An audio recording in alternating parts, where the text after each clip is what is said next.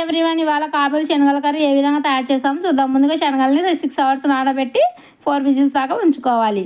తర్వాత gas stove పై pan పెట్టుకొని 2 table స్పూన్ల ఆయిల్ వేడాక పోపు దినుసులు చిన్నగా కట్ చేసుకున్న ఆనియన్స్, ఉప్పు తగినంత ఉప్పు వేసి బాగా కలుపుకొని 5 మినిట్స్ సిమ్లో పెట్టి మగ్గించుకోవాలి. మగ్గిన తర్వాత మనం అల్లం వెల్లుల్లి పేస్టు వేసి బాగా కలుపుకోవాలి.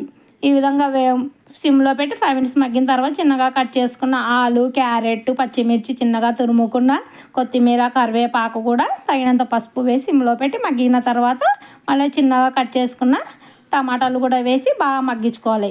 ఈలోపు మనము ముందుగా ఉడికించుకున్న తగినంత కారము, ముందుగా ఉడికించుకున్న కాబూలి శనగలు వేసి కొంచెం గ్రేవీ కోసం ఉంచుకోవాలి. మిక్సీలో గ్రేవీ కోసం కొన్ని కాబూలి శనగలు, కొబ్బరి, ధనియా పౌడరు, కొత్తిమీర వేసి కొంచెం వాము కూడా వేసి ఈ విధంగా తగినన్ని నీళ్ళు పోసుకొని కలుపుకోవాలి.